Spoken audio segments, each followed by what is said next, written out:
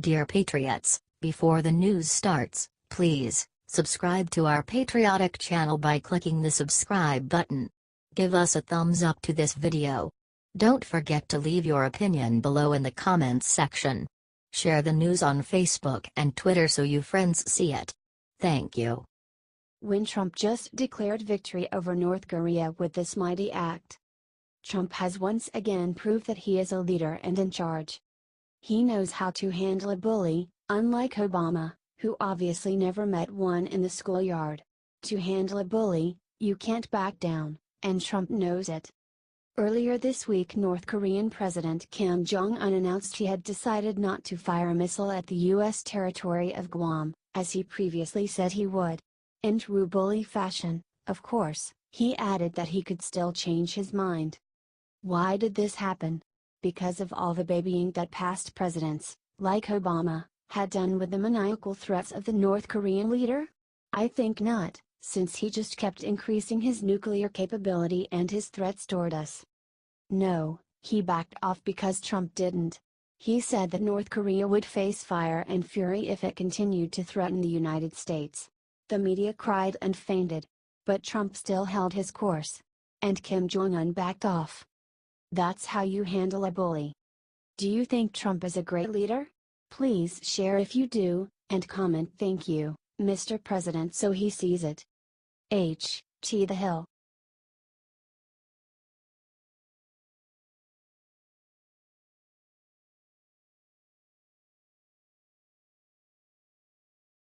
Justice. Right after Eric Holder criticized Trump, he never expected everyone to notice one glaring detail.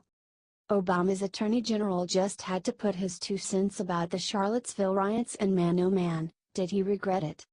These comments incensed those who remembered the 2009 attack on Fort Hood that left 13 dead. Holder called that shooting by Nidal Hasan an act of workplace violence. Hasan, for his part, later told a military mental health panel that the soldiers he killed were going against the Islamic Empire. And some reports have noted it took Obama 6 years to describe Fort Hood as a terror attack. Awkward. Eric Holder might be the very last person President Trump should ever take advice from on this matter. And as it turns out, he didn't even have to. President Trump, besides condemning many sides of the conflict on Saturday, emphasized his condemnation of white supremacists on Monday, saying, "Racism is evil and those who cause violence in its name are criminals and thugs, including the KKK, neo-Nazis, white supremacists and other hate groups that are repugnant to everything we hold dear as Americans." Eric Holder just got the verbal thrashing of his life on Twitter. Maybe before criticizing the president, Holder can take a good long look in the mirror. Too bad that will probably never happen. H.T. Washington Times.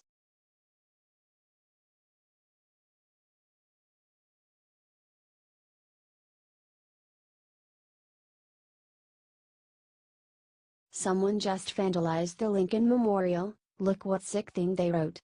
What is the world coming to? Earlier this morning in Washington, D.C., the Lincoln Memorial was vandalized. The historic site was tarnished with red spray paint, most of which was found on a pillar near the National Mall. Our National Park Service is currently trying to remove all of the graffiti found so far. Many have gone to Twitter, in hopes of figuring out who exactly could do such a terrible thing. Others have tried to figure out exactly what the phrase said before it was washed away. As of now, the 2 most popular theories suggest that the spray paint said either FCK Law or FCK Islam. What do you think about all of this? How do you feel that one of our most cherished monuments has been treated so absolutely poorly? Let us know.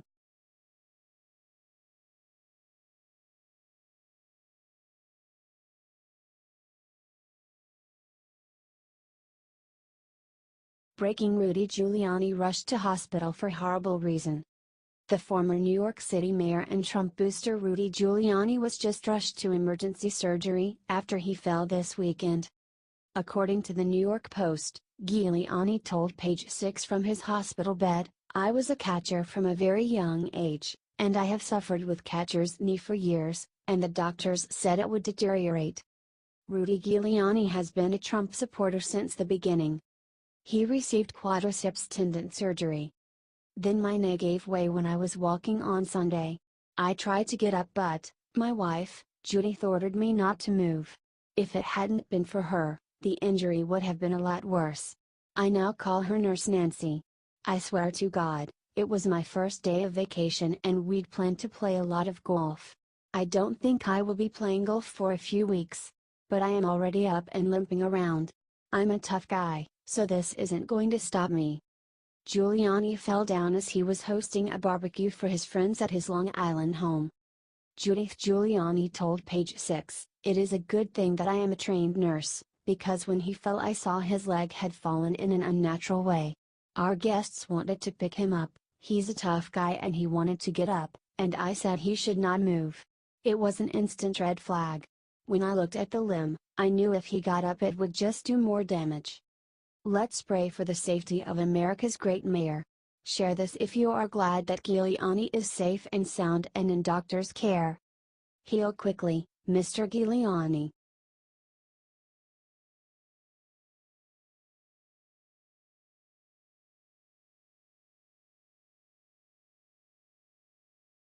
Trump picks new comms director. The media is already afraid of her for this one reason.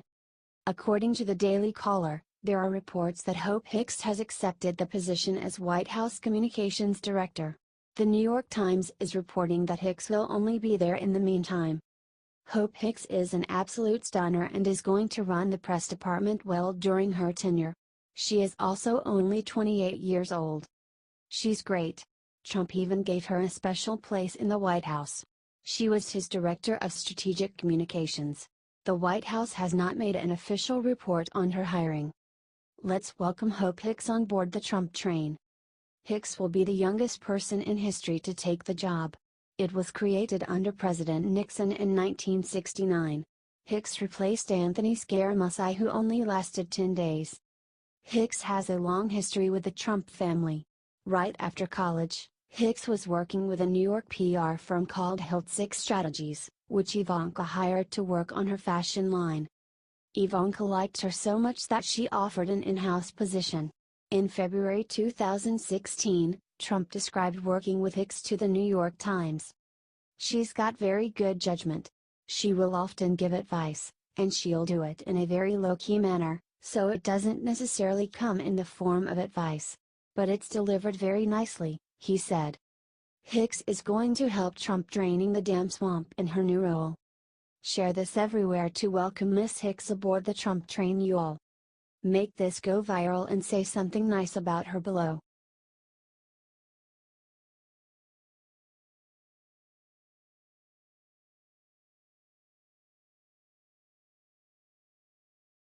Here it is. 30 years of Trump fighting racism that the media doesn't want you to see. Donald Trump has never been associated with racism until he began running for office. The truth is, our president has always fought against racism and continues to fight against it today. Here is the proof the mainstream media doesn't want you to know when it comes to Donald Trump and racism.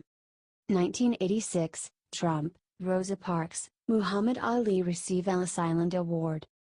As the New York Times reported on October 16, 1986, 80 Americans from 42 ethnic groups were named yesterday as recipients of the Ellis Island Medal of Honor by the Statue of Liberty Ellis Island Foundation. The medals will be presented to the recipients, all either naturalized or Native Americans, at a ceremony October 27 on Ellis Island. That is the day before the 100th anniversary of the dedication of the Statue of Liberty, the final event of the 1986 Liberty Centennial observances. The National Ethnic Coalition of Organizations presents the awards based on integrity, passion, gravitas, humanitarian and ethnic heritage. If Trump's a racist, why would he accept an award alongside civil rights pioneer Rosa Parks?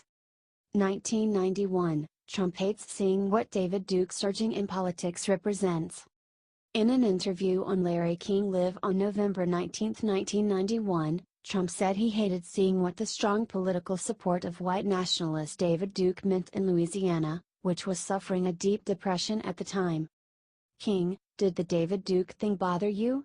55% of the whites in Louisiana voted for him. Mr. Trump, I hate dash.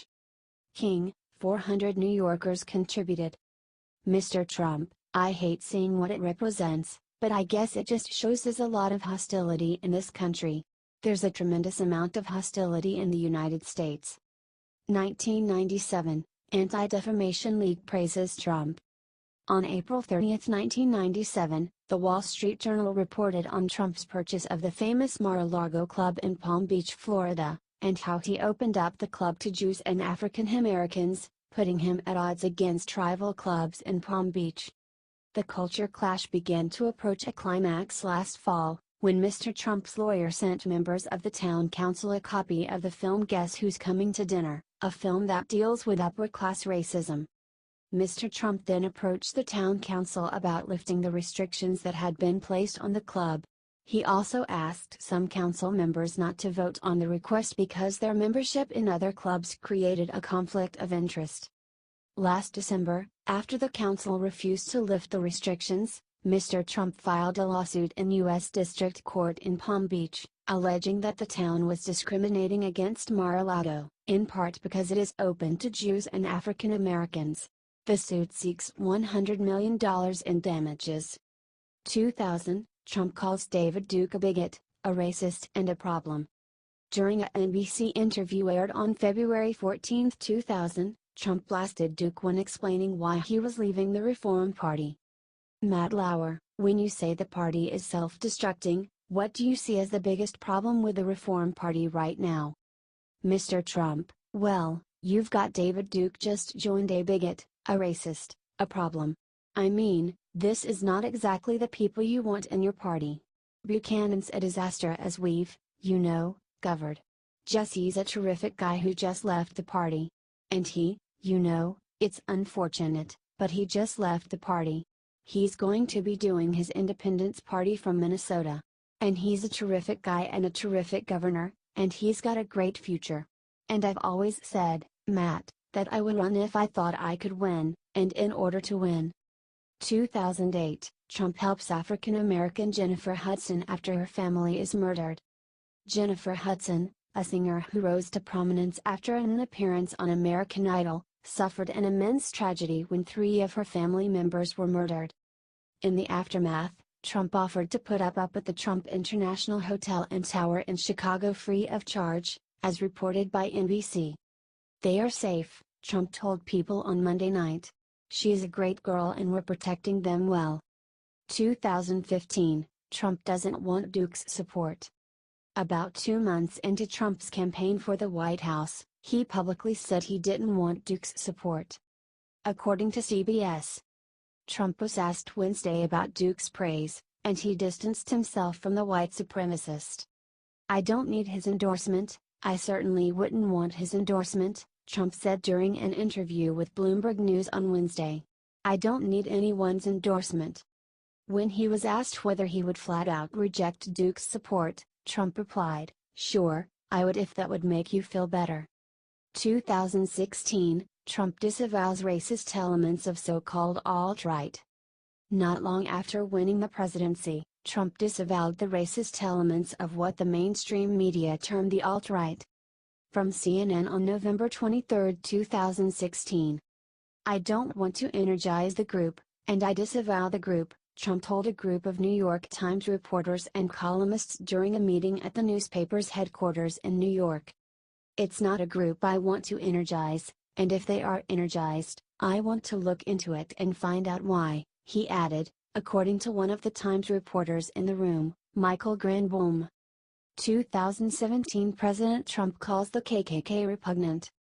Racism is evil, and those who cause violence in its name are criminals and thugs, including KKK, neo-Nazis, white supremacists, and other hate groups are repugnant to everything we hold dear as Americans, Trump said in response to the attacks in Charlottesville, Virginia, over the weekend.